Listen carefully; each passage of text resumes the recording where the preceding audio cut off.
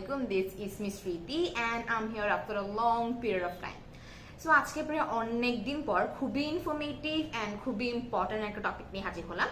So আমরা যেমন জানি আইস বা চোখ এই ওয়ার্ডটার সাথে আমরা সবাই পরিচিত, কিন্তু এই ওয়ার্ডটা কি শুধুমাত্র আইস বা চোখ এই জায়গায় সীমাবদ্ধ, নাকি আরো অনেকভাবে আমরা এই আই ওয়ার্ডটাকে ইউজ করতে পারি? সো বেসিক্যালি আজকে এমন কিছু ফ্রেজেস সম্পর্কে জানবো যেই ফ্রেজেসে আসলে আই শুধুমাত্র চোখ না, বা চোখে কিছু বৈশিষ্ট্য বোঝাচ্ছে। এই ক্ষেত্রে চোখের বৈশিষ্ট্য বলতে কয় ধরনের চোখ আছে বা কি কালারের চোখ এরকম কিছুই না। So without any argument let's get in the point. So first of all, Apple of I. এই ক্ষেত্রে অ্যাপেল কোনো ফ্রুট না, বা আই শুধু চোখ না। এই ক্ষেত্রে অ্যাপেল অফ আই মিনস চোখের মণি।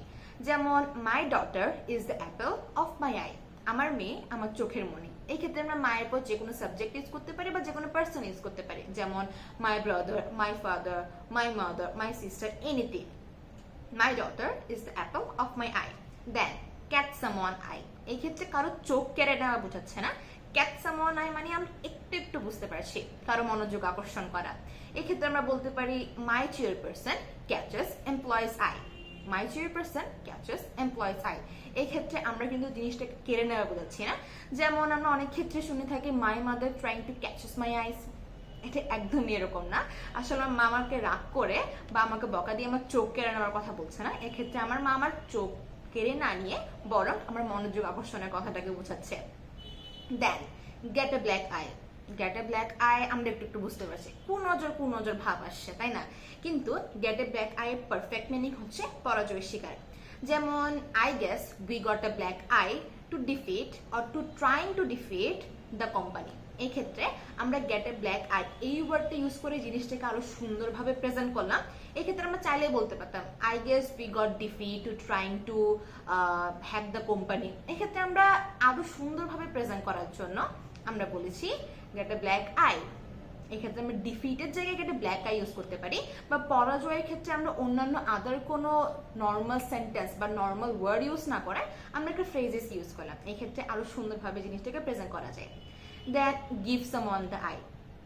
Give someone the I. এই ক্ষেত্রে গিভ সামওয়ান দ্য আই বলে নিজের চোখ ডোনেট করা না।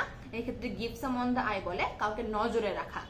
যেমন my teacher was trying to give her eyes during the test.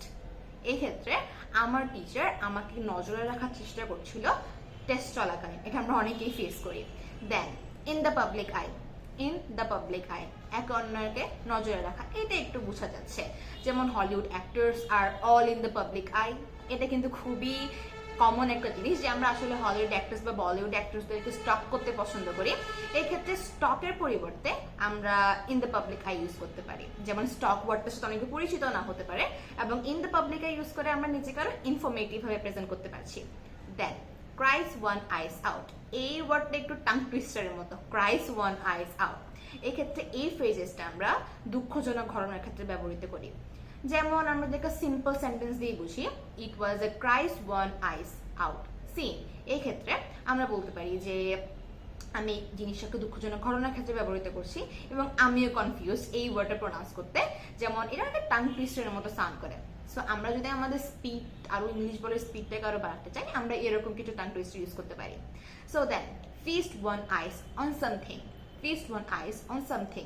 এই ক্ষেত্রে আমরা সামথিং, সামওয়ান এরকম যখনই কিছু দেখবো আমরা সামওয়ানের ক্ষেত্রে একটা পার্সন ইউজ করবো এবং সামথিং এর ক্ষেত্রে একটা থিং বা বস্তু ইউজ করতে পারি। যেমন I can't stop feasting my eyes on my new car. এক্ষেত্রে ফুল ফ্রেজেসটা ইউজ হয়েছে, শুধুমাত্র সামথিং এর জায়গায় মাই নিউ কার এসেছে। সো আমরা এতটুকুই আজকের জন্য।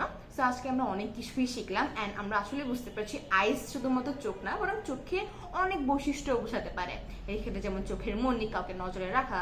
So that's all about today's video. Thanks for watching me today, and if you like this video you may subscribe my channel and follow my Facebook page. Thank you. আসসালামু আলাইকুম।